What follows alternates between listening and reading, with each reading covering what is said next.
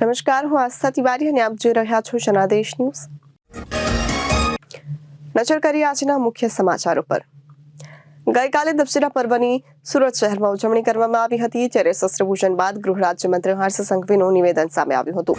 તેમણે દશેરાના શુભ અવસરે શસ્ત્રપૂજનનું આયોજન કર્યું હતું। અઠવાલેન સ્થિત પોલીસ હડ ખાતે પૂજા અર્ચના પણ કરવામાં આવી હતી।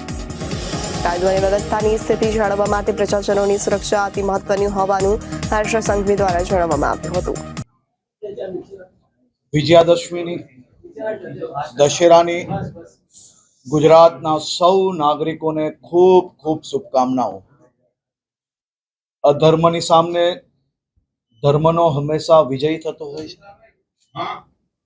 અહંકારની સામે સચ્ચાઈની જીત છે। ખાસ કરીને આ વિજયાદશમીના દિવસે દશેરાની જે પૂજા કરવામાં આવે છે, પોલીસની આ પૂજા જે શસ્ત્રોની કરવામાં આવે છે, પોલીસ દ્વારા જે શસ્ત્રોની પૂજા જે કરવામાં આવે છે, એની પાછળનો એક ધ્યેય એ રાજ્યના નાગરિકને એની જાણકારી હોવી ખૂબ જરૂરી છે। સુરત પોલીસ આજે જ્યારે શસ્ત્ર પૂજન કરી રહી હતી, ત્યારે કમિશનર શ્રી અને એમની આખી ટીમે પૂજન દરમિયાન પંડિતજીને પ્રાર્થના કરી કે આ શસ્ત્ર તો દુનિયાના બધા જ લેટેસ્ટ શસ્ત્ર આપણે અવેલેબલ હોય છે, એ આપણે રાખતા હોઈએ છીએ, પરંતુ આ પૂજા રાજ્યના નાગરિકોના હિતમાં આ જ શસ્ત્ર ક્યારેય ઉપયોગ ના કરવા પડે એવી પૂજા કરાવવી। એટલે કે દશેરાની પૂજામાં શસ્ત્રની પૂજા જે કરવામાં આવે છે, માત્ર ને માત્ર એનો ઉપયોગ ક્યારેય ના કરવો પડે એ માટે ખાસ કરીને ગુજરાતની પોલીસ તમામ જિલ્લાઓમાં ને ખાસ કરીને સુરત શહેરમાં આજે પૂજા દરમિયાન આ મનોકામના માંગી। પરંતુ જ્યારે રાજ્ય પર કોઈ બી પ્રકારની તકલીફ આવે, કોઈ રાજ્ય પર ખરાબ નજરે ઉઠાવીને રાજ્યના નાગરિકોની સુરક્ષાનો વિષય આવે, ત્યારે આ જ લેટેસ્ટ હથિયારનો ઉપયોગ કરવા માટેની શક્તિ બી આપજે।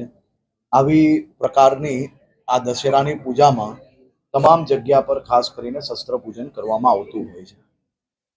આ વિજયાદશમીના દિવસે આજની આ પૂજામાં ખાસ કરીને આવનારા આખા વર્ષમાં રાવણ રૂપી ડ્રગ્સ, રાવણ રૂપી આ વ્યાજખોરો, રાવણ રૂપી એક એક બલાત્કારીઓ, રાવણ રૂપી રાજ્યના સામાન્ય નાગરિકોને પીડા આપતા લોકો, આ તમામ લોકોનો નાશ તો નહીં, પરંતુ કુદરત એમને સર્વનાશ કરે એ પ્રકારની આજે ખાસ કરીને પૂજા અર્ચના કરી છે। અને મને વિશ્વાસ છે કુદરત તો કુદરતનું કામ કરે જ છે અને કરશે જ। ન્યાય બધાને જ પોતપોતાનો સમયસર ભગવાન આપી જ લેતા હોય, પરંતુ કાયદાકીય ન્યાય અપાવવા માટે પોલીસ અને સરકાર આખી હંમેશા જે પ્રકારે ઝડપથી કામગીરી કરી રહી છે, એ જ પ્રકારે આવનારા વર્ષમાં બી मिशन स्वरूप में આ કામગીરીને આગળ વધારીશું। सभी आरोपियों को कोर्ट में पेश कर लिया गया है। जल्द से चार्जशीट हो, उसके लिए अलग अलग एसआईटी एवं टीम बनाई गई है। सूरत एवं बड़ौदा पुलिस ने खास तौर पे अलग अलग टीम बना के ये आरोपियों को पकड़ने के लिए भरपूर टेक्नोलॉजियों का उपयोग किया है। और ख़ास तौर पे पिछले कई दिनों से मेरे यही पुलिस के जवान अपने अपने परिवारों के साथ नवरात्रि के ये त्यौहार का त्याग करके ये बेटी को न्याय दिलाने के लिए रात दिन एक कर रहे हैं। गुजरात में देश का एकमात्र ऐसा राज्य होगा जिसमें बेटियों के सामने, महिलाओं के सामने किसी भी प्रकार का अगर गुनाह बनता है तो उसके सामने फास्ट ट्रैक मोड पे काम किया जाता है। गुजरात का पिछले 2 साल का ट्रैक रिकॉर्ड अगर आप देखोगे तो 25 दिन में, 35 दिन में, 80 दिन के अंदर और 100 दिन के अंदर तो अनेक लोगों को फांसी दिलाने में गुजरात पुलिस एवं न्याय तंत्र को बहुत ही बड़ी सफलता प्राप्त हुई है। ये घटना बेहद दुखद है। दोनों बेटियों को न्याय दिलाना ये हमारी प्राथमिकता है और पुलिस अभी उस पर रात दिन एक करके काम कर रही है। बीजेपी के एमएलए ने मांग की है कि ऐसे आरोपियों को एनकाउंटर से मारना चाहिए। गुजरात पुलिस ये सभी आरोपियों को एक से बढ़कर एक किस्सों में आपने देखा होगा कि किस प्रकार से फास्ट ट्रैक मोड पे इन लोग को फांसी की सज़ा सुनाई गई है। एक दिन के अंदर चार्जशीट किए हुए गुने में भी चार आरोपियों को कड़ी से कड़ी सज़ा हुई और मुझे विश्वास है कि ये किस्से में भी बहुत ही सख्त कार्रवाई हुई भी है। वो दृश्य के बारे में मैं आपसे बात नहीं करना चाहता हूँ, लेकिन दृश्य आप सबने देखे हैं। दृश्य आपके कैमरे में भी कैद है। सख्त से सख्त कदम और सख्त से सख्त सज़ा हो, ये हमारी जिम्मेदारी है और हम उस पर रात दिन एक करके काम कर रहे हैं। हर्ष भाई, आज दशहरा पूजा में आपने क्या मांगा? शस्त्र पूजा में भगवान से क्या मांगा? गुजरात के लिए क्या मांगा? मैं राज्य का गृह मंत्री हूँ। मेरे राज्य की शांति, सलामती और सुरक्षा यही मेरी जिम्मेदारी है और मेरे परिवार के लिए, खास करके पुलिस परिवार एवं मेरे एसटी परिवार, सभी परिवारों के लिए उनकी शांति, सलामती, सुरक्षा और उनके जीवन में समृद्धि आए, ऐसी खास करके मनोकामनाएं मांगी हैं। क्योंकि आपने देखा होगा कि किस प्रकार से पुलिस जवानों द्वारा पिछले 9 दिन में 18 घंटे काम करके गुजरात के लाखों नहीं लेकिन करोड़ों से ज़्यादा लोग देर रात तक गरबे खेले। देर रात गलत शब्द हो गया। आज सुबह 4-5 बजे का दृश्य आप सबने देखा है सूरत का। सुबह की सूरज की पहली किरणों के साथ लोगों ने गरबे खेल के घर वापस जाते हुए भी आज आपने देखा है। ये सभी नागरिकों की सुरक्षाओं के लिए और साथ में हजारों लाखों व्यापारियों की नवरात्रि के समय ही उनकी खास तौर पे व्यापार ज़्यादा हो पाए, उसके लिए देर रात तक उनकी दुकानें चालू रही और देर रात तक उनका कारोबार भी बढ़ा। और ख़ास तौर पे ऐसे छोटे छोटे व्यापारी एवं दुकान एवं छोटी मोटी रेस्टोरेंट्स वाले एवं लारी वाले, ऐसे सभी लोगों के घरों में नवरात्रि के दिनों में ही दिवाली की खास करके सेलिब्रेशन चल रहा है। इस प्रकार की व्यवस्थाएं गुजरात पुलिस द्वारा की गई है। मैंने खास तौर पे विजयादशमी की ये पूजा में मेरे राज्य की शांति, सलामती, सुरक्षा और मेरे पुलिस परिवारों के लिए खास तौर पे उनकी मनोकामनाएं मांगी है। रावण रूपी सिंह संघ का आज ટૂંકા સમયમાં સૌથી વધુ ફાંસી અપાવવાની કામગીરી ગુજરાત પોલીસ અને ન્યાયતંત્ર દ્વારા કરવામાં આવ્યું છે. એના તમે સૌ લોકો સાક્ષી છો. ચાલુ કેસો બાબતે સંપૂર્ણ માહિતી અને ડિટેલ્સ તમને સમયસર લોકલ યુનિટ્સ દ્વારા આપવામાં આવે છે. ગુજરાતમાં આવી કોઈ બી ઘટનાને અમે ક્યારેય લાઇટલી નથી લેતા. રાત દિવસ એક કરીને એની પાછળ કામગીરી ચાલુ જ છે અને ઝડપથી ન્યાય મળે તે માટેની વ્યવસ્થા કરવામાં આવશે.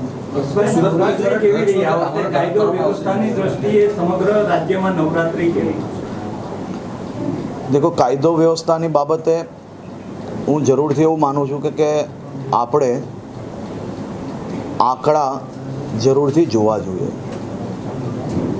બે ઘટના એ જરૂરથી ક્યાંક ને ક્યાંક ખૂબ જ દુઃખદ ઘટના અને માત્ર મારા માટે કે ગુજરાત પોલીસ માટે એટલું જ નહીં પરંતુ રાજ્યના સૌ નાગરિકો માટે બી અને નાગરિકો દ્વારા બી આ બે દીકરીઓ માટે ક્યાંક ને ક્યાંક ઘરે ઘરે સૌ લોકોએ પ્રાર્થના કરી છે અને મારી રાજ્યની બહેનોની પ્રાર્થના એ જરૂરથી સફળ થશે. કડકમાં કડક સજા તો થશે જ, પરંતુ એ સજા ફાંસીથી ઓછી હોય તો એ ક્યારેય ના પરવડે.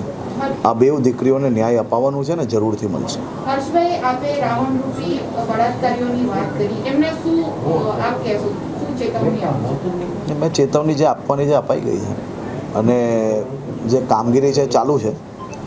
જરૂરથી ન્યાય મળશે અને કોર્ટમાં પ્રક્રિયા ઝડપથી ચાલે તે માટે પોલીસની કામગીરી ચાલુ છે. અને કમસે કમ બેવ કેસની અંદર કુલ મળાઈને બરોડામાં બી 300 જેટલો પોલીસના અધિકારીને જવાનો રાત દિવસ કામગીરી કરી રહ્યા હતા. હમણાં SIT દ્વારા એની ઝડપથી ચાર્જશીટ થાય એની માટે કામગીરી ચાલુ છે. સુરતની અંદર બી આપને ખ્યાલ છે કે કયા પ્રકારે રાત દિવસ પોલીસે કામગીરી કરી. શહેર અને જિલ્લા પોલીસ દ્વારા સાથે મળીને એને પકડવાની કામગીરી કરી. બાકી ગુજરાત કદાચ દેશમાં એક જ એવું રાજ્ય હશે જ્યાં આખી રાત લોકો ગરબા રમ્યા બી, અને તમે બી સૌ એના સાક્ષી છો. મારે કોઈ પ્રશ્ન કરનાર લોકોને જવાબ નથી આપવો, કારણ કે મારા રાજ્યના નાગરિકોનો નવરાત્રિમાં મા અંબાની પૂજા અર્ચના ભક્તિ કરવી એ એમનો અધિકાર છે, અને એ એમના અધિકાર પ્રમાણે એમના માટે બધી જ વ્યવસ્થાઓ કરવા માટે રાત દિવસ પોલીસે કામગીરી કરી. કાલે હું સુરત ડુમસ રોડ પરથી 4 વાગે જ્યારે આવી રહ્યો હતો, ગરબા તો ત્યારેય ચાલુ હતા અને તમે સૌ એના સાક્ષી છો. રોડ પર જાણે કે 8 વાગ્યાના દ્રશ્ય હોય ને, હજારો ગાડીઓ અને રોડની લારીઓ પર, નાની નાની દુકાનો પર, રેસ્ટોરન્ટો પર સવારે 4 વાગ્યાએ લાઈન નજરે પડે એટલે મારા રાજ્યના લાખો નાના નાના વેપારીઓને જઈને પૂછો કે કયા પ્રકારે પોલીસે રાત દિવસ એક કરીને એમનો વેપાર ચાલે, એમની નવરાત્રિની અંદર જ દિવાળી બની જાય તે માટે વ્યવસ્થાઓ માટે રાત દિવસ એક કર્યા છે. કાલે અનેક જગ્યા પર ગરબા આયોજકો દ્વારા સુરત શહેર પોલીસને સ્ટેન્ડિંગ ઓવેશન અપાયા. અનેક જગ્યા પર આરતીમાં પોલીસના સારું જીવન, એમના પરિવારની ખુશાલી માટે આરતીની અંદર ખાસ કરીને આરતી પછી આયોજકો અને ખેલૈયાઓ દ્વારા પ્રાર્થના કરવામાં આવી. આવા દ્રશ્ય બી તમે ક્યારે જોયેલા હતા? આ પ્રકારના દ્રશ્ય આ વર્ષે અનેક શહેરોમાં આપણે જોવા મળ્યા છે. 12 ને 2 વાગે એટલે ખેલૈયાઓ બી થાકી જાય છે, અને જે સંગીતની ટીમ છે એ બી થાકી જતી હોય. પરંતુ કાલના દ્રશ્ય તો કોઈ અદ્ભુત જ હતા. સવારે 5 વાગ્યા સુધી મા અંબાની ભક્તિ સૌ લોકોએ સાથે મળીને કરી. આ અદ્ભુત દ્રશ્ય આજે મેં અનેક સોશિયલ મીડિયા, સુરતના સોશિયલ મીડિયાના પ્લેટફોર્મ્સ પર બી જોયા. અને મારી આપને વિનંતી છે કે આ નિર્ણય થકી કેટલા હજારો લાખો પરિવારની આ દિવાળી સુધરશે એ ખરેખર જઈને તમારે પોતે તપાસવું જોઈએ. એક ચેનલ તરીકે ડિટેલો મેળવવી જોઈએ કે એના વેપારની અંદર કેટલો ફરક પડ્યો. સાહેબ, આ નવરાત્રિના આ વેપારના કારણે અને પોલીસે 6-7 કલાક વધારાનો ઓવરટાઈમ એટલે કે 17-18 કલાક કામ કર્યું, પરંતુ આ લાખો લારીવાલાને, રેસ્ટોરન્ટને, નાની દુકાનોવાળાના પોતાના ઘરમાં દીકરા દીકરી માટે 2 જોડી કપડાં દિવાળીના વધારે લઈ શકે ને, એની ખુશી અમારા પોલીસ જવાનોમાં વધારે છે. અને જે ઘટના બની છે એ ઘટના આજેય દુઃખદ છે. એના માટે સંપૂર્ણપણે કામગીરી ચાલુ છે, પરંતુ એ લોકોને કોઈ બી પ્રકારે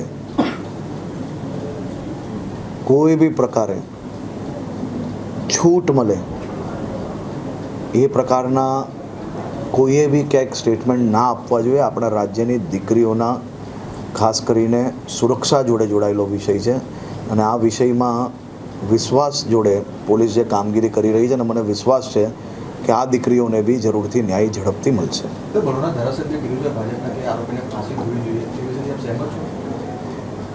થવી જ જોઈએ ને ભાઈ, એમાં સહેમત જ હોય ને. આખું ગુજરાત સહેમત છે, આખું દેશ સહેમત છે. એમની વાત સાચી છે, ફાંસી થવી જ જોઈએ અને આ બાબતે ગંભીરતાપૂર્વક ડે ટુ ડે કેસ ચાલે એ માટે કોઈ બી સામાન્ય નાગરિકની બી આ જ વાત છે ને એ જ હોવી જોઈએ. એમને સાચું જ કહ્યું છે. તમે શું માનો છો? તમે નથી માનતા? તો બસ તો सर अपने अपने कर्तव्य का पालन है, वह जीत निश्चित है. विजयादशमी के ये शुभ अवसर पे मैं राज्य के सभी नागरिकों को बहुत बहुत शुभकामनाएं देता हूँ. विजयादशमी का पर्व सकारात्मकता एवं बुराई के सामने सच्चाई के जीत का प्रतीक है. विजयादशमी के ये शुभ अवसर पे दशहरे की पूजा में खास करके गुजरात पुलिस की ये परंपरा रही है. आज शस्त्र का पूजन किया जाता है. गुजरात भर में आज सभी यूनिट्स द्वारा शस्त्र पूजन के दरमियान एक ही मनोकामना मांगी जाती है और वो मनोकामना यह है कि राज्य के हित में ये हथियार का उपयोग कभी भी ना करना पड़े. ऐसी भगवान हम सबको खास करके आशीर्वाद दें. साथ ही में अगर राज्य पे कोई भी बुरी नज़र दिखाए, राज्य के हित में कभी भी किसी भी प्रकार की मुसीबत आए, तो यही हथियार से राज्य के हित में राज्य की सुरक्षा करने की शक्ति दे. यही संकल्प के साथ गुजरात पुलिस शस्त्र पूजन सालों साल से करती आई है. आज सूरत शहर में हमारे पुलिस कमिश्नर श्री ने महाराज को खास करके यही संकल्प के साथ पूजा में यही मनोकामनाएं पूरे शहर के नागरिकों के लिए मांगी है. सर, बड़ौदा और सूरत की गैंगरेप की घटना को लेकर क्या कहोगे? વિજયાદશમીની દશેરાની ગુજરાતના સૌ નાગરિકોને ખૂબ ખૂબ શુભકામનાઓ. અધર્મની સામે ધર્મનો હંમેશા વિજય થતો હોય છે. અહંકારની સામે સચ્ચાઈની જીત છે. ખાસ કરીને આ વિજયાદશમીના દિવસે દશેરાની જે પૂજા કરવામાં આવે છે, પોલીસની આ પૂજા જે શસ્ત્રોની કરવામાં આવે છે, પોલીસ દ્વારા જે શસ્ત્રોની પૂજા જે કરવામાં આવે છે એની પાછળનો એક ધ્યેય એ રાજ્યના નાગરિકને એની જાણકારી હોવી ખૂબ જરૂરી છે. સુરત પોલીસ આજે જ્યારે શસ્ત્ર પૂજન કરી રહી હતી ત્યારે કમિશનરશ્રી અને એમની આખી ટીમે પૂજન દરમિયાન પંડિતજીને પ્રાર્થના કરાવી કે આ શસ્ત્ર તો દુનિયાના બધા જ લેટેસ્ટ શસ્ત્ર આપણે અવેલેબલ હોય છે, એ આપણે રાખતા હોઈએ છીએ, પરંતુ આ પૂજા રાજ્યના નાગરિકોના હિતમાં આ જ શસ્ત્ર ક્યારેય ઉપયોગ ના કરવા પડે તેવી પૂજા કરાવવી. એટલે કે દશેરાની પૂજામાં શસ્ત્રની પૂજા જે કરવામાં આવે છે માત્ર ને માત્ર એનો ઉપયોગ ક્યારેય ના કરવો પડે તે માટે ખાસ કરીને ગુજરાતની પોલીસ તમામ જિલ્લાઓમાં ને ખાસ કરીને સુરત શહેરમાં આજે પૂજા દરમિયાન આર્યા મનોકામના માંગી. પરંતુ જ્યારે રાજ્ય પર કોઈ બી પ્રકારની તકલીફ આવે, કોઈ રાજ્ય પર ખરાબ નજરે ઉઠાવીને રાજ્યના નાગરિકોની સુરક્ષાનો વિષય આવે ત્યારે આ જ લેટેસ્ટ હથિયારનો ઉપયોગ કરવા માટેની શક્તિ બી આપજે.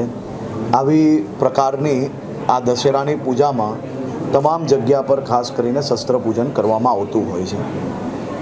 આ વિજયાદશમીના દિવસે આજની આ પૂજામાં ખાસ કરીને આવનારા આખા વર્ષમાં રાવણ રૂપી ડ્રગ્સ,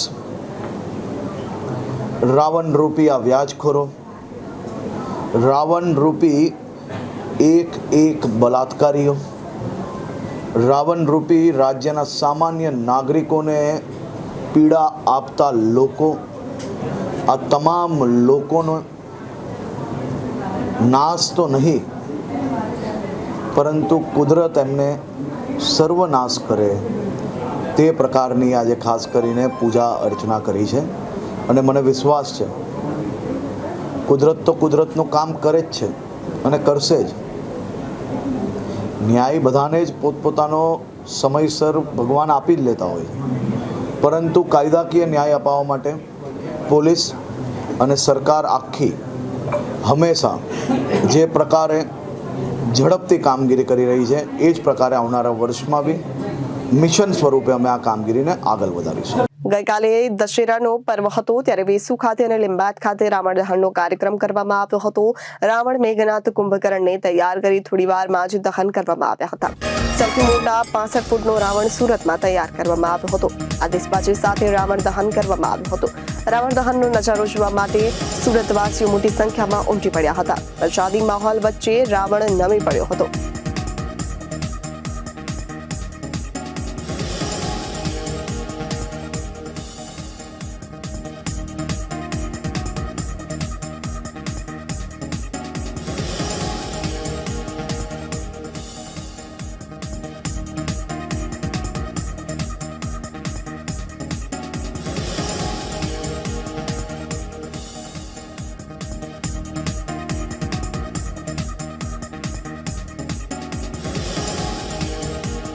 પાઠવું છું. આજના કાર્યક્રમમાં વરસાદનું વિઘ્ન આવે પહેલા સત્ય પર અસત્ય પર સત્યને વિજય કરવાનો છે. રાવણનું દહન જલ્દીથી નહીં કરીશું તો વરસાદ એને બચાવીને લઈ જાય. એના પહેલાં આપણે રાવણ દહન કરી લઈએ. આપણે તો કાયમ મળતા હોઈએ છીએ. દિવાળીના તહેવારો ચાલુ થઈ ગયા છે. ગણપતિ પછી નવરાત્ર પછી આજે દશેરો ને દશેરા પછી દિવાળી અને નવા વર્ષની તૈયારી. આપ સૌને બધી જ શુભેચ્છાઓ સાથે આપણે રાવણ દહનની પ્રક્રિયા પૂર્ણ કરીએ. આપ સૌને ખૂબ ખૂબ અભિનંદન આપું છું. ધન્યવાદ. તમે જોઈ રહ્યા છો કે 75 ફૂટ જેટલો રાવણનો નિર્માણ કરવામાં આવ્યું હતું ને એનો આજે રાવણનો દહન કરવામાં આવ્યું છે. અસત્ય પર સત્યની વિજય હોય, અધર્મ પર ધર્મની વિજય હોય છે. અને એટલા માટે જ્યારે શ્રીરામ ભગવાન લંકા પર વિજય કરીને જ્યારે પરત ફરતા હતા ત્યારે લોકોએ બધા આખા પૂરા પ્રાંતના લોકોએ રાવણ દહન કરીને આ દિવસ ઉજવ્યો હતો. અને એટલા માટે આજે વિજયાદશમીના પાવન પર્વ નિમિત્તે એકબીજાને લોકો મળતા પણ હોય છે, શુભેચ્છા પણ આપતા હોય છે અને રાવણ દહન કરતા હોય છે. અને એટલા માટે હું કહું છું કે જ્યારે અધર્મનો ઉત્પાત થાય છે ત્યારે શ્રી કૃષ્ણ ભગવાન આવીને ધર્મનું રક્ષણ કરે છે. અને એટલા માટે આજે પણ જ્યારે આ ભાગ પ્રતીક તરીકે તમે જોવો છો કે શ્રીરામ ભગવાન જ્યારે અયોધ્યા પાછા લौटा અને એના લંકા રાવણને પરાસ્ત કરીને લौटा હતા ત્યારે આજે એમના પ્રતીક રૂપે આજે રાવણ દહન અહીંયા કરવામાં આવ્યું છે. લિંબાયતમાં ખૂબ મોટી સંખ્યામાં હજારોની સંખ્યામાં લોકો અહીંયા જોડાયા હતા અને રાવણ દહન કાર્યક્રમ ઉજવવામાં આવ્યો. 75 ફૂટ જેટલો આ રાવણનું નિર્માણ કરવામાં આવ્યું. આટલા વરસાદમાં બી લોકો ઉત્સાહિત જોવા મળ્યા. લોકોને બધાને ખબર છે લગભગ આ 10-12 વર્ષથી આપણે અહીંયા રાવણ દહન કાર્યક્રમ કરતા હોય છે અને એટલા માટે લોકો અહીંયા આવે છે, સ્વયંભૂ આવે છે અને લોકો અહીંયા રાવણ દહન કાર્યક્રમમાં નિહાળવા માટે આવતા હોય છે. અને એટલા માટે લોકોમાં ખૂબ ઉત્સાહ હતો અને તમે જોઈ રહ્યા છો હજુ પણ લોકો ત્યાં નિહાળી રહ્યા છે. આજે આપણા વિજયદશમીના શુભ દિવસે ભગવાન શ્રી રામ દ્વારા જો રાવણના જો વધ કરવામાં આવેલા હતા, આજે બધા લોકો જો વિજયદશમી તરીકે જ્યારે અમે લોકો ઉજવીએ છીએ ત્યારે આપણા સુરત શહેરમાં છેલ્લા 47 વર્ષથી જો આ રાવણ દહનના કાર્યક્રમ થાય છે.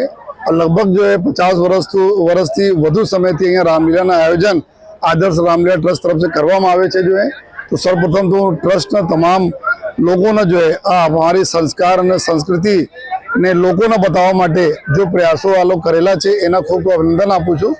સાથોસાથ આજે ઘણા બધા હજારોની સંખ્યામાં લોકો બારિશમાં ચોમાસા આખે આજે જો બપોર પછી પુષ્કળ પ્રમાણમાં બારિશ થઈ જેથી રાવણને અને જો પુતળા લગાવવામાં આવેલા એના નુકસાન થયા છતાં આપણા સારી રીતે જો એના આજે રાવણ દહનના કાર્યક્રમ પૂર્ણ થયા છે. અને બધાને અમે આજ રિક્વેસ્ટ કરીએ છીએ કે રાવણના દહનના સાથે સાથે આપણે અંદરના જો બુરાઈઓ છે એના બી દહન કરીએ જોઈએ અને એકબીજા સાથે હળી મળીને સારા જો ભાઈચારા સાથે અમે રહીએ અને આપણા શહેર સુરત શહેર राज्य અને देश માટે અમે લોકો બધા લોકો મળીને કામ કરીએ તો ફરીથી જો તમામ જો કમિટી મેમ્બર્સના તમામ પ્રજાજનોને સુરત પ્રજાજનોને હું અનુપમસિંહ ગેહલોત સુરત પોલીસ કમિશનર તરીકે અને મારા પોલીસ પરિવાર વતી બધાને ખૂબ ખૂબ શુભેચ્છા. આજે જો એક ક્રાઇમ બ્રાન્ચ તરફથી બી એક રાવણ બનાવવામાં આવેલા હતા. આમાં જો ડ્રગ્સના જો સાયબર ક્રિમિનલ્સ આ બધાના જો રૂપી જો ડ્રગ્સ રૂપી અને સાયબર ક્રિમિનલ રૂપી જો રાવણના બી દહન આજે ક્રાઇમ બ્રાન્ચ તરફથી આ જ ગ્રાઉન્ડ ઉપર બીજા રાવણ સાથે જો કરવામાં આવેલા છે અને આ બધા અમે બધા લોકો મળી જ ના બધા અમારા પ્રજાજન અને બધા લોકો મળી જ ના આ રાવણને અમે લોકો કાયમ માટે જો એના સત્યનાશ કરી શકીએ. રાવણ દહન કાર્યક્રમમાં મેયર દક્ષેશ માવાણીનો ભાંગડો વાળવાનો મામલો સામે આવ્યો છે ત્યારે મેયર દક્ષેશ માવાણીએ કરી છે સ્પષ્ટતા. મેયર દક્ષેશ માવાણીએ કહ્યું છે કે રાવણ દહનનો જે કાર્યક્રમ હતો જેમાં માનવ સહજ ભૂલ થઈ હતી જે સ્ટેજ પરથી તરત ઉતરીને સુધારી હતી જેની હું સ્પષ્ટતા કરું છું.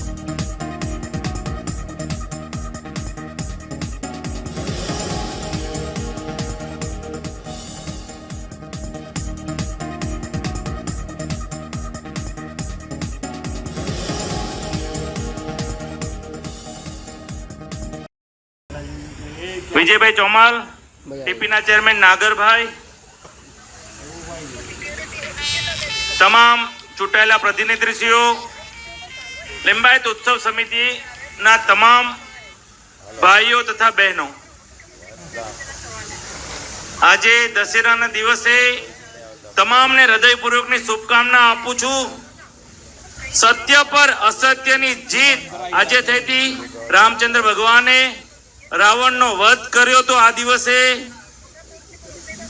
સત્ય પર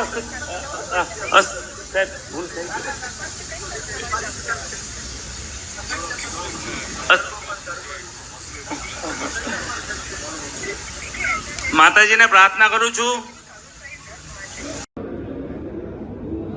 ગઈકાલે દશેરાના પવિત્ર દિને લિંબાયતમાં રાવણ દહનના કાર્યક્રમમાં મારી સ્પીચમાં મારાથી માનવ સહજ ભૂલ થઈ હતી એ મેં ત્યાં જ સુધારી લીધી હતી તેને હું ક્લિયર કરવા માંગુ છું. ગુજરાતમાં 2 દિવસ જિલ્લામાં ભારે વરસાદની આગાહી કરાઈ છે. અમદાવાદમાં અરબી સમુદ્રમાં બનેલ સિસ્ટમને કારણે ગુજરાતના હવામાનમાં પલટો આવ્યો છે અને ઘણા જિલ્લાઓમાં ચોમાસું પૂરું થયા બાદ ફરી વરસાદ શરૂ થયો છે. હાલ આ સિસ્ટમ વેલ માર્ક્ડ લો પ્રેશર એરિયા બની ગઈ છે. આ સિસ્ટમને કારણે આજે અને આવતીકાલે ભારે વરસાદની આગાહી કરવામાં આવી છે. वाले दिनों के लिए जो गुजरात स्टेट के लिए फोरकास्ट है उसमें लाइट टू मॉडरेट रेन का पूर्वानुमान है जिसमें सारे डिस्ट्रिक्ट कवर हैं लाइट टू मॉडरेट रेन के लिए. और वार्निंग की बात करेंगे तो हैवी रेनफॉल की वार्निंग आज के लिए जहां पर दी गई है वो डिस्ट्रिक्ट है नर्मदा, भरूच, सूरत, तापी और सौराष्ट्र रीजन के डिस्ट्रिक्ट है पोरबंदर, जूनागढ़, गिर सोमनाथ और डिस्ट्रिक्ट शामिल है जहाँ पर हैवी रेनफॉल की वार्निंग और साथ में येलो अलर्ट जारी है. और डे 2 की बात करेंगे कल के लिए तो कल के लिए जहाँ पर हैवी रेनफॉल की वार्निंग और साथ में येलो अलर्ट जारी है वो डिस्ट्रिक्ट है सूरत, डांग, नवसारी, वलसाड़, तापी, दमन और दादरा नगर हवेली. और सौराष्ट्र रीजन के जो डिस्ट्रिक्ट है जहाँ पर हैवी रेनफॉल की वार्निंग है वो डिस्ट्रिक्ट है पोरबंदर, जूनागढ़, गिर सोमनाथ और दीव डिस्ट्रिक्ट शामिल है. और थंडरस्टॉर्म की बात करेंगे तो आने वाले 2 दिनों के लिए गुजरात स्टेट के सारे डिस्ट्रिक्ट कवर हैं जिसमें थंडरस्टॉर्म की वार्निंग है. और फिशरमैन वार्निंग की बात करेंगे तो आज के लिए फिशरमैन की वार्निंग है एंटायर गुजरात कोस्ट के लिए. और जो विंड की स्पीड होगी वो 35 से 45 km/h होगी और साथ में जो गस्टी विंड होगी वो 55 km/h के आसपास रहने का पूर्वानुमान है. और मैक्सिमम टेम्परेचर की बात करेंगे तो आने वाले 2 दिनों के लिए maximum temperature no large change में रहेगा. उसके बाद 2 से 3 डिग्री सेल्सियस मैक्सिमम टेम्परेचर की राइज होने का पूर्वानुमान है. अहमदाबाद में क्या रहेगा सर? अहमदाबाद में आज लाइट रेन का पूर्वानुमान है. और टेम्परेचर रियलाइज की बात करेंगे पिछले 24 घंटे में तो अहमदाबाद का 31.6 degree Celsius maximum temperature realise हुआ है. और आज के लिए जो मैक्सिमम टेम्परेचर का फोरकास्ट है वो 32 डिग्री सेल्सियस पे मैक्सिमम टेम्परेचर का फोरकास्ट है अहमदाबाद और गांधीनगर दोनों जगह के लिए. सर ये बारिश क्यों हो रही है? कल जो सिस्टम बना हुआ था well marked low pressure area east Arabian sea में, वो आज भी परसिस्ट कर रहा है ईस्ट सेंट्रल अरेबियन सी में। और इसके जो आगे के मूवमेंट की जो मूवमेंट है, इसकी डायरेक्शन है वेस्ट नॉर्थ वेस्ट साइड में। और इस सिस्टम के मूवमेंट और इसके इंटेंसिटी को ध्यान में रखते हुए आज और कल के लिए हैवी रेनफॉल की वार्निंग है। सर जो मॉनसून है हर हमेशा अभी तक खत्म हो जाता है, लेकिन फिर भी अभी बारिश हो रही है, इसका क्या रीज़न है और क्या हम कह सकते हैं कि बारिश खत्म हो चुकी है? जो मानसून की बारिश है वो मतलब जो मानसून विथड्रॉल की जो लाइन गुजरात स्टेट से पास हुई है डिस्ट्रिक्ट से, वो नवसारी तक हुई है। और वलसाड़ और दमन दादरा नगर हवेली अभी भी इस मतलब जो साउथ वेस्ट मानसून की लाइन विथड्रॉल नहीं हुई। और आने वाले दो दिनों में फेवरेबल कंडीशन बनती है तो लाइन मानसून की लाइन विथड्रॉल हो जाएगी। और जो अभी નાના બાળકોના માતા પિતા માટે ફરી એકવાર ચેતવણીરૂપ કિસ્સો સામે આવ્યો છે। સિવિલ હોસ્પિટલના પીડિયાટ્રિક સર્જરી વિભાગને એન્થેસિયા વિભાગના ડોક્ટરની નિપુણતાને લીધે બાળકોનો જીવ બચ્યો છે। વારંવાર હોસ્પિટલમાં આવતા કિસ્સાઓ પરથી માતા પિતાએ શીખ લેવાની જરૂર છે। જી હા, અમદાવાદ સિવિલ હોસ્પિટલમાં માતા પિતાને ચોંકાવનારો ફરી એક વખત કિસ્સો સામે આવ્યો છે। વ્યવસાય ડ્રાઈવર એવા ઠાસરાના દિલીપ શર્મા અને શર્મિષ્ઠાબેનના 12 વર્ષના પુત્ર કૌશલને 4 ઓક્ટોબર 2024ના રોજ જમતી વખતે ખાવાની થાળીમાં સેફટી પિનની પડતા ભૂલની જમવાના કોળિયાની સાથે સેફટી પિન ગળામાં ગઈ અને શ્વાસનળીમાં પહોંચી, જેથી ઉલટી અને ગળામાં દુખાવાની શરૂઆત થઈ। ઠાસરામાં એક ક્લિનિક ખાનગીમાં કૌશલને લઈ જઈ એક્સરે કરાવતા શ્વાસનળીમાં જમણી બાજુએ સેફટી પિન હોવાનું નિદાન થયું હતું।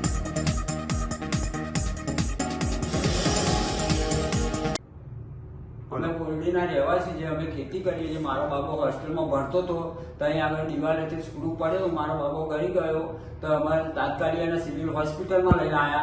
એના દૂરબીનથી ઓપરેશન કર્યું અને અત્યારે બધું સારું છે। સાહેબોનો અમે ખૂબ ખૂબ આભાર માનીએ છીએ અને મફતમાં બધું થયું છે। અમે બધા સાહેબોનો ધન્યવાદ માનીએ છીએ।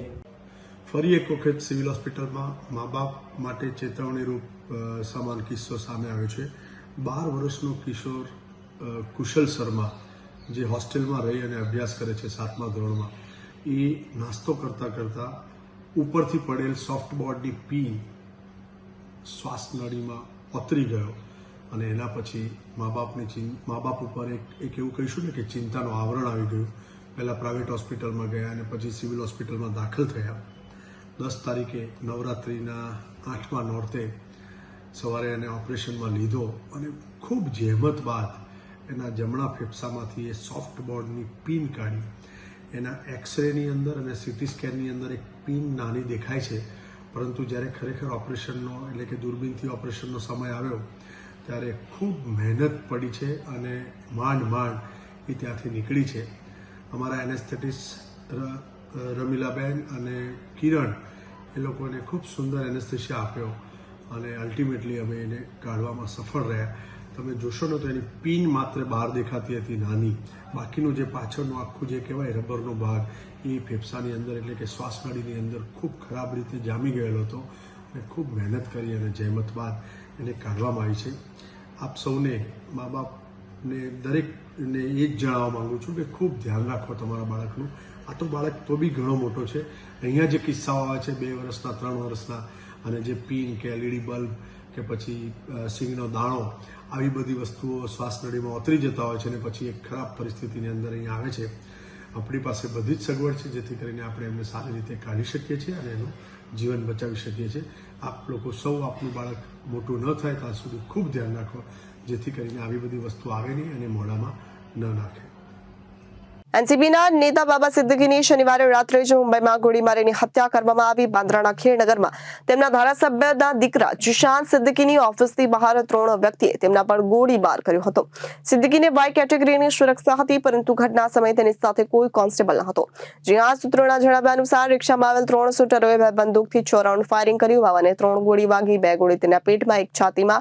3એ મોં પર રૂમાલ બાંધેલ હતા। 3માંથી 2 શૂટરની ધરપકડ કરાઈ છે। પૂછપરછ દરમિયાન તેમણે જણાવ્યું છે કે તેઓ छला महीनाથી बापाना घर और दीकरानी ऑफिसनी रेकी कर रहा था। जो भी शामिल है उसको पूरी तरह मिट्टी में मिला देंगे, उखाड़ के फेंक देंगे। यहाँ किसी की दादागिरी हम चलने नहीं देंगे। जब ये हादसा हुआ था किसी को बख्शा नहीं जाएगा। इसमें अभी कोई गैंग वांग नहीं है, ये पूरा अंडरवर्ल्ड खत्म हो चुका है। ये उखाड़ के फेंक देंगे और उसको पूरी गैंग को मिट्टी में मिला देंगे। दुखद है कल जिस तरह से उनकी हत्या की गई है काफ़ी हम लोगों को इसका दुख है और इस दुख के घड़ी में उनके परिवार और परिजनों के प्रति हमारी पूरी संवेदना है।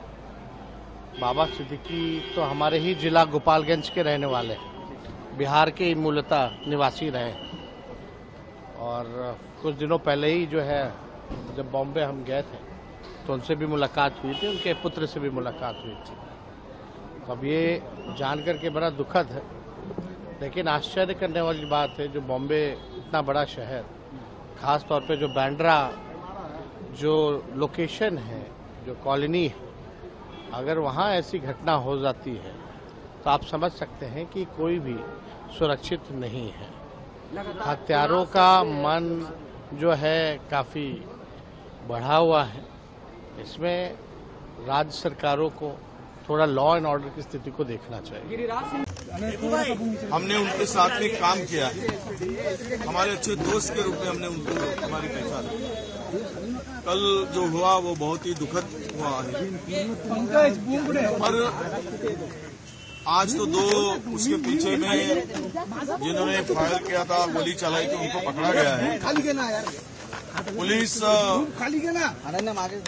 इन्वेस्टिगेशन कर रही है, पर हमारा कहना यही है कि आज मुंबई में खुलेआम पब्लिक प्लेस पर जहाँ क्राउड है वहां पे भी आकर गैंगस्टर हो या ऐसे क्रिमिनल्स आके गोलियां चला रहे। इसके पहले की भाईकला की घटना आपको सबको पता है कि क्या दर्शाती है, जिस तरह से भाईकला में मर्डर हुआ था। तो क्या मुंबई में कानून की धज्जियां उड़ चुकी है? मुंबई में कानून नाम की चीज बची नहीं है। अगर एक रूलिंग पार्टी के राजनेता के ऊपर इस तरह मुंबई में गोली चलाई जाती है, उनको मारा जाता है, तो ये इसका मतलब यही है कि आम आदमी की सुरक्षा का बड़ा सवाल अभी महाराष्ट्र में निर्माण हुआ है। एक मुंबई शांत मुंबई करके हम लोग मुंबई को देख रहे थे, अभी मुंबई फिर से क्राइम हब और गुंडों का राज फिर से मुंबई में आ रहा क्या? यही सवाल अभी उठ रहा है। क्या मुंबई और महाराष्ट्र यूपी और बिहार की तरफ जा रहा है या उसी रास्ते पर चल रहा है? लेके जाने का काम हो रहा है, ये डर हमें सताने लगा है।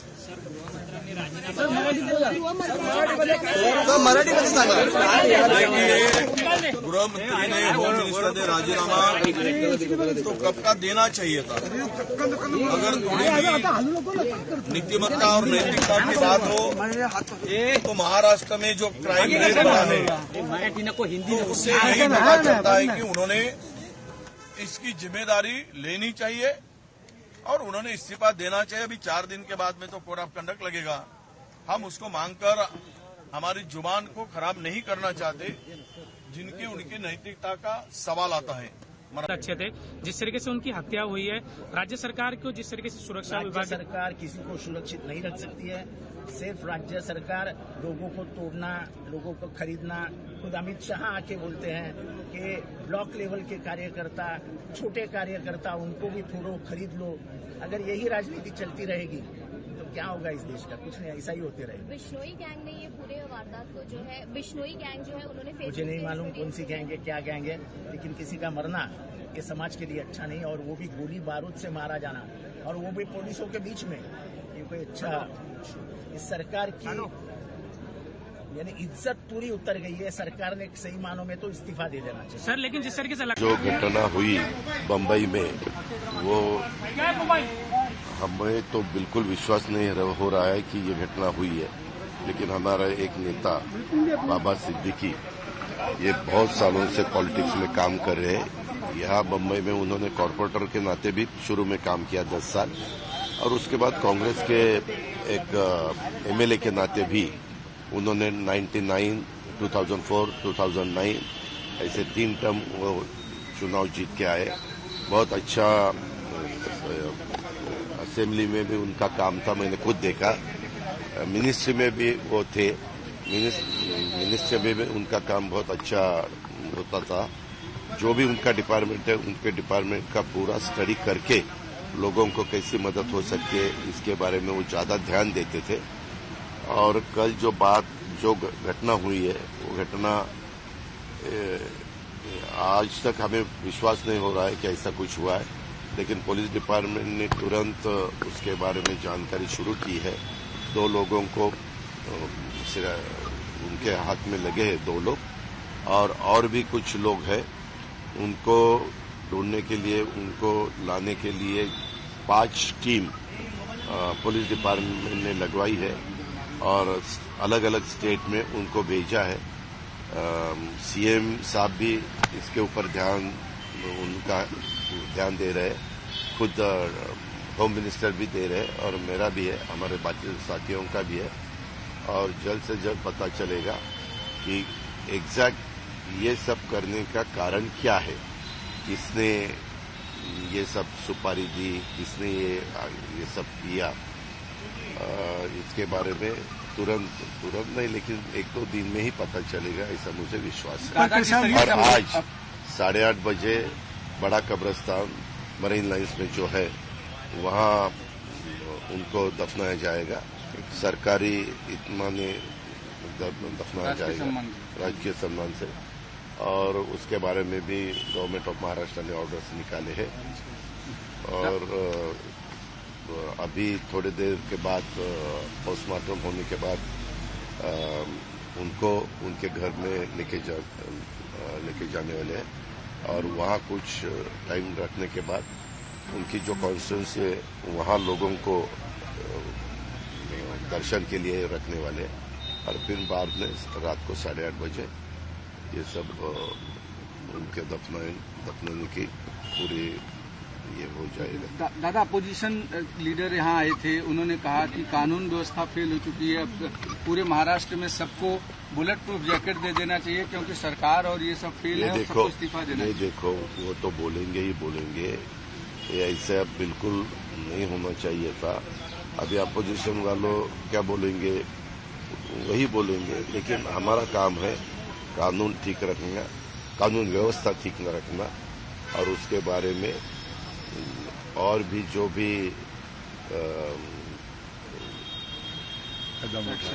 ये हमारे chief minister, deputy chief minister कल रात को खुद आए थे, उनसे पता चला क्योंकि कल मैं पूना में था, मैं सुबह यहाँ पहुंचा, लेकिन मेरी रात को देर से देवेंद्र जी के साथ भी बात हुई, चीफ मिनिस्टर साहब के साथ भी बात हुई। उन्होंने बताया कि इसके पीछे कौन है, किसका हाथ है, ये हम ढूंढ के ही निकालेंगे।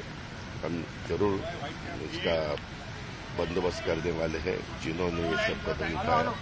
और अपोजिशन वालों को जो भी बोलना है वो बोल सकते हैं, लेकिन मेरी इतनी उनको विनती है कि अपना एक साथी, उन्होंने कांग्रेस में भी काम किया, हमारे महाविकास आघाड़ी में भी उन्होंने काम किया, अभी राष्ट्रवादी कांग्रेस में आके वो महायुति का भी एक घटक बने थे और अच्छी तरह से काम करने की उनकी कोशिश थी। वो स्पीच भी अच्छी तरह से देते थे, उनके एरिया में कुछ कार्यक्रम भी हुए, वहाँ लोगों ने बहुत अच्छी तरह से रिस्पांस दिया था। मैं खुद था, प्रफुल्ल भाई थे, बाबा थे, जिशान थे, सब हम थे, लेकिन जो नहीं होना चाहिए तो हुआ, इसका हमें बहुत दुख है।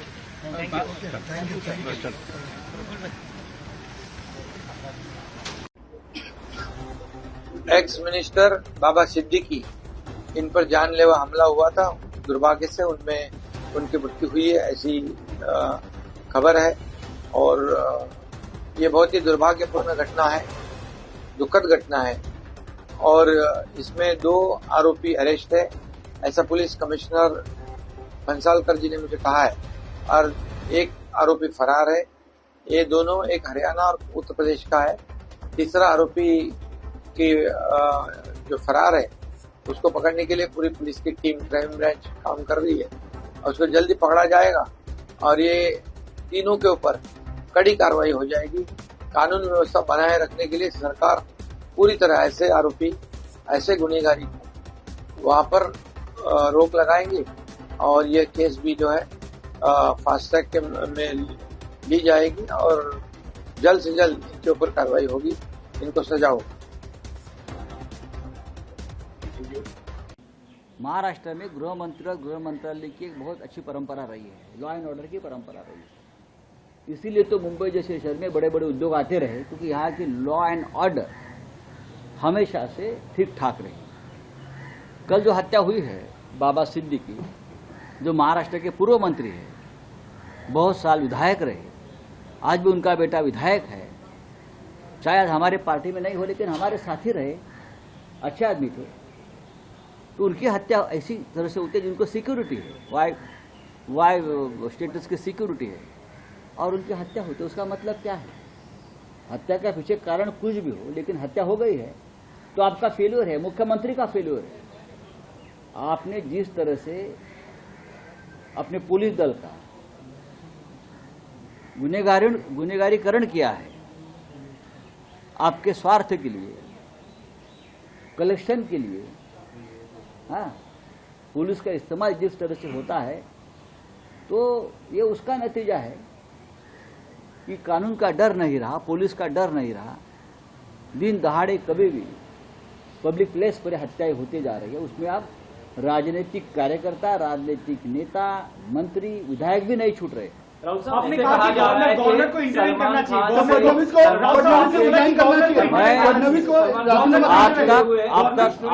अब तक मैं ये कहता रहा हूँ, हम ये कहते रहे हैं भाई कि गृह मंत्री देवेंद्र फडणवीस पूरी तरह से फेल्यूर है, उनको इस्तीफा देना चाहिए।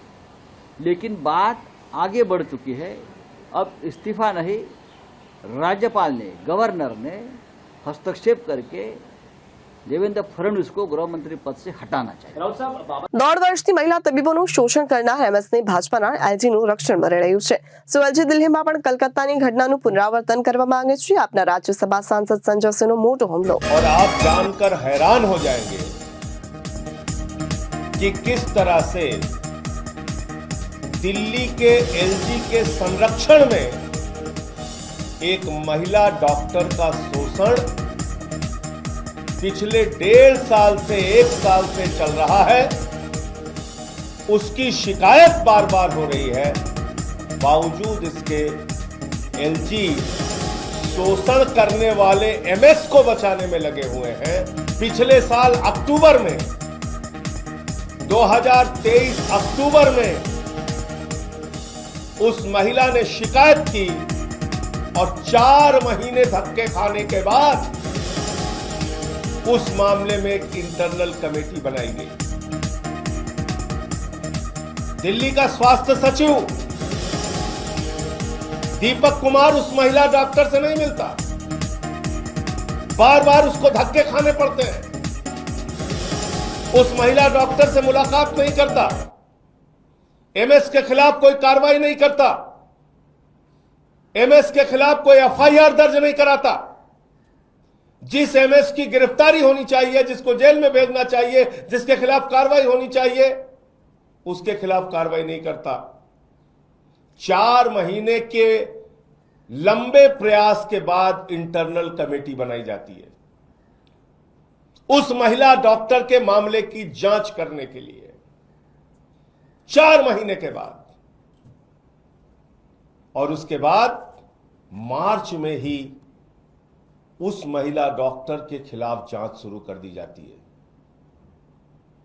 फरवरी में उसके यौन शोषण के आरोप से संबंधी जांच कमेटी बनती है।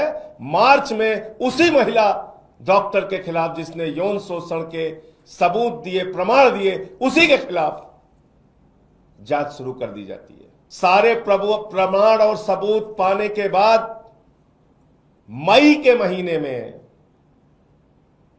2024 में सारे आरोप सही पाए गए। सारे आरोप सही पाए गए, यानी कि उस एमएस के खिलाफ, जिसके खिलाफ महिला डॉक्टर आरोप लगा रही थी, उसने यौन शोषण इस महिला का किया था, ये आरोप इंटरनल इंक्वायरी कमेटी के द्वारा सही पाए गए।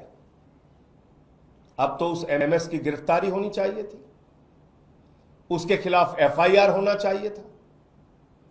लेकिन दिल्ली के एलजी महोदय, जिसको प्रधानमंत्री ने बिठाया है यहां पर यौन शोषण करने वालों को बचाने के लिए, महिलाओं के साथ शोषण करने वालों को संरक्षण देने के लिए, जिसको भाजपाइयों ने बैठाया यहाँ पे कि महिला डॉक्टरों के साथ यौन शोषण हो तो उसका संरक्षण करो एलजी साहब। उस एलजी ने मई से लेके अक्टूबर का महीना चल रहा है, अब तक कोई कार्रवाई नहीं की। लेकिन मैं पूछना चाहता हूं भारतीय जनता पार्टी से, मैं पूछना चाहता हूं प्रधानमंत्री नरेंद्र मोदी से, क्या आपने ट्रांसफर पोस्टिंग कार्रवाई का अधिकार अपने एलजी को इसीलिए दिया हुआ है कि महिला का शोषण करने वालों को बचाओ?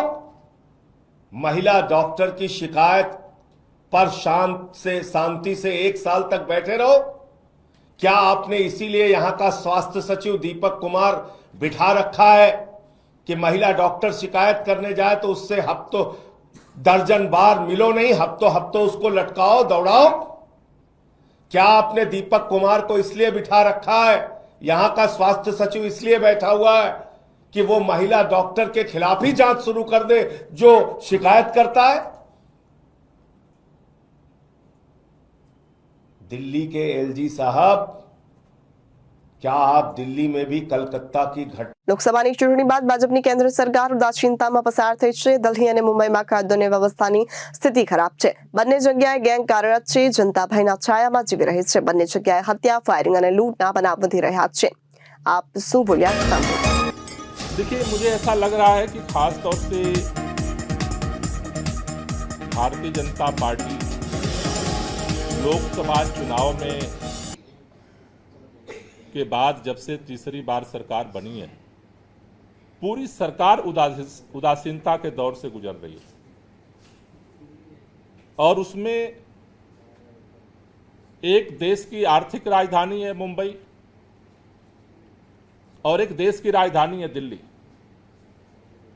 जिसको पूरी दुनिया देखती है वहां क्या हो रहा है। दिल्ली के अंदर सरकार तो आम आदमी पार्टी की है, लेकिन पूरी पुलिस व्यवस्था भारतीय जनता पार्टी के सरकार के पास है। मुंबई के अंदर भारतीय जनता पार्टी की सरकार ही है, लेकिन जिस तरह से गैंग मतलब ऑपरेट कर रहे हैं और गैंगवार, वसूली, हत्या, मर्डर, फायरिंग लगातार देश की राजधानी और देश की आर्थिक राजधानी की खबरों में जिस तरह से टॉप पर दिख रही हैं, वो इस बात का संकेत दे रहा है कि देश के गृह मंत्री जी को तुरंत इस पर उच्च स्तरीय बैठक करनी चाहिए और इसको जिस तरह से वो हल्के में टाल रहे हैं, दिल्ली के जिस तरह से एलजी साहब सब कुछ करते हैं वो, लेकिन उनको जो करने की जिम्मेदारी है कानून व्यवस्था की, वो इंचार्ज हैं, उनके पास कानूनी पावर है, उस पर वो टाल मटोल करते हैं। मुझे लगता है कि अब हद पार हो गई। मुंबई में जो जिस तरह से दर्दनाक हमला हुआ है और मौत हुई है, वो इस बात का संकेत दे रहा है कि कानून व्यवस्था, ये तो दो सिंबल हैं कि कानून व्यवस्था अपनी सभी सीमाओं को पार कर रही है।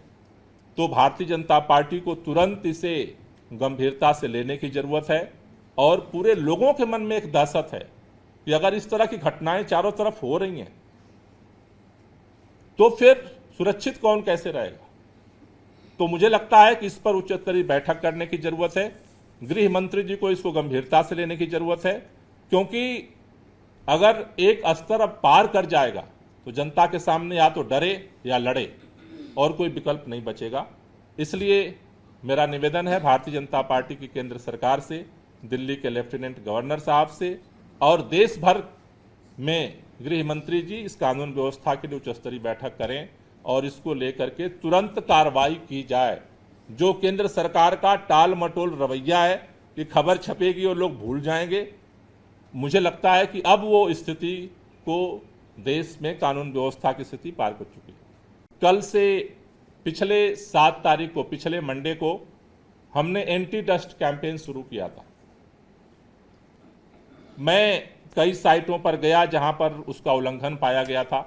उसके बाद हमने दिल्ली सचिवालय में 120 जो अलग अलग एजेंसियां काम कर रही थीं उनको बुला करके हमने सबको समझाया कि क्या करना है, क्योंकि उस समय मैं जब गया था तो कई लोगों ने कहा हमें पता नहीं है। हमने सबको बुला करके समझाया है, अब किसी पर ढील नहीं बरती जाएगी।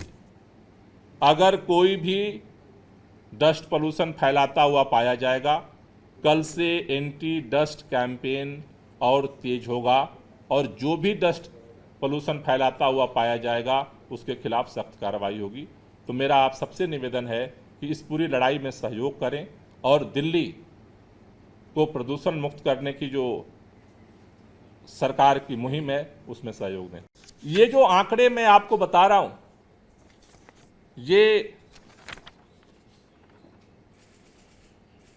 ये आंकड़े केवल दिल्ली सरकार के नहीं हैं। कल केंद्र सरकार, भारतीय जनता पार्टी की सरकार के नेतृत्व में काम करने वाली केंद्रीय प्रदूषण नियंत्रण कमेटी ने, सीपीसीबी ने इस आंकड़े को जारी किया है। मैं भारतीय जनता पार्टी के नेता जो हर बार झूठ बोलते हैं कि दिल्ली में प्रदूषण बढ़ रहा है, दिल्ली प्रदूषण, एक ही टेप रिकॉर्ड फिट है उनके दिमाग में, जब भी बोलेंगे दिल्ली में प्रदूषण बढ़ रहा है, दिल्ली में प्रदूषण बढ़ रहा है। मैं उनसे विनम्रता से निवेदन करना चाहता हूं, एक बार अपने केंद्रीय पर्यावरण मंत्री को फोन कर लीजिए। हमारा तो फोन उठाते नहीं, हमारे तो चिट्ठी का भी जवाब नहीं देते, लेकिन आपका फोन जरूर उठाएंगे। और सीपीसीबी से एक बार कंफर्म कर लीजिए कि कल जो सीपीसीबी ने, केंद्र सरकार ने जो आंकड़े जारी किए कि दिल्ली के अंदर लगातार पिछले 2 साल से 200 से ज्यादा अच्छे दिनों की संख्या हो चुकी है, इसको एक बार कंफर्म कर लीजिए, क्योंकि कल फिर अभी शाम को बयान जारी करेंगे गोपाल राय झूठ बोल रहे हैं, गोपाल राय गलत आंकड़े देते हैं। तो ये सीपीसीबी के आंकड़े हैं, एक बार पता कर लीजिए। और इस आंकड़े को और बढ़ाया जा सकता है। कई सारे विशेषज्ञों का कहना है कि ये इसलिए अच्छे क्वालिटी के दिन दिल्ली के लोगों को मिल रहे हैं, सरकार के प्रयास के साथ साथ बारिश की मात्रा ज्यादा हो रही है। यानी कि एक बात समझ में आ रही है कि डस्ट पोल्यूशन को, व्हीकल पोल्यूशन को, बायोमास बर्निंग के पोल्यूशन को कंट्रोल करने में बारिश का एक अहम रोल है। यह तमाम एक्सपर्ट्स का कहना है। इसलिए जब मौसम प्रतिकूल होता है, यानी कि आगामी दिनों में जिसकी संभावना हर साल के आंकड़े को देखते हुए लग रही है कि जिस दिन हवा ठहर जाएगी, हवा रुक जाएगी, बारिश ऊपर से नहीं होती है और टेम्परेचर डाउन जाएगा, तो पोल्यूशन के जो कण हैं, जो पोल्यूटेड कण हैं, वो सतह नीचे जमीन की तरफ आएंगे और मात्रा बढ़ेगी। ऐसे में अगर पूरे साल 365 दिनों में से 200 दिन अगर एयर क्वालिटी के अच्छे मिल रहे हैं और उसमें बारिश का एक अगर इंपॉर्टेंट रोल है, और ये हमने भी देखा है कि पूरे जुलाई, अगस्त, सितंबर 3 महीने में कंटिन्यूअस कभी 50 रहा AQI, कभी 60 रहा, कभी 70 रहा, कभी 80 रहा। उसमें एक फैक्टर ने काम किया, बारिश ने। इसलिए हम लोग इस निष्कर्ष पे निकले हैं कि खास तौर से दिवाली के बाद पराली का धुआं भी उसमें बढ़ता है, दिवाली का धुआं बढ़ता है, टेम्परेचर डाउन हो जाता है। ऐसे इमरजेंसी सिचुएशन में इस पोल्यूशन को कम करने के लिए कृत्रिम वर्षा एक कारगर उपाय हो सकती है। ગઈકાલે મુંબઈના બલાડમાં માલાવણી દેવી માના પંડાલમાં પ્રવેશ કરીને મુસ્લિમ સમુદાયની ધાર્મિક લાગણીઓને ઠેસ પહોંચાડવાનો વિરોધ કરીને હિન્દુ સમુદાયે જે અદમ્ય હિંમત બતાવી છે તે પ્રશંસનીય છે।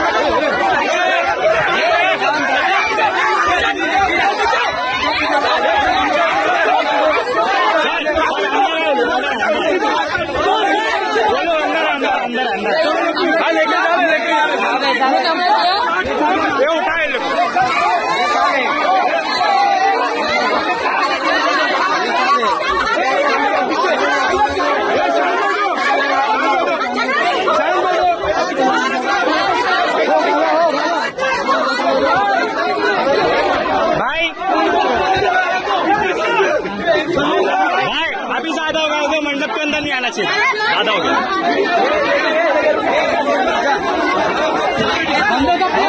मंडप के अंदर नहीं आना चाहिए था, बस बात खत्म।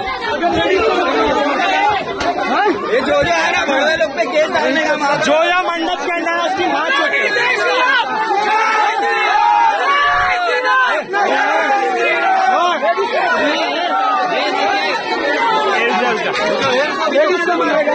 सर, मंडप के अंदर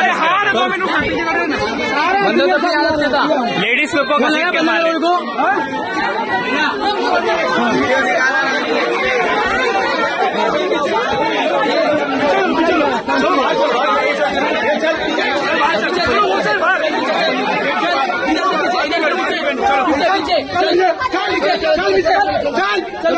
હિમાચલ પ્રદેશના કુલ્લુમાં ભક્તો શ્રી રઘુનાથ મંદિરમાં ધાર્મિક વિધિઓ કરે છે અને પ્રાર્થના પણ કરે છે, કારણ કે તેઓ આંતરરાષ્ટ્રીય કુલ્લુ દશેરા ઉજવણીમાં ભાગ લેતા હોય છે અને કુલ્લુમાં દશેરાની ધામધૂમપૂર્વક ઉજવણી પણ કરવામાં આવતી હોય છે।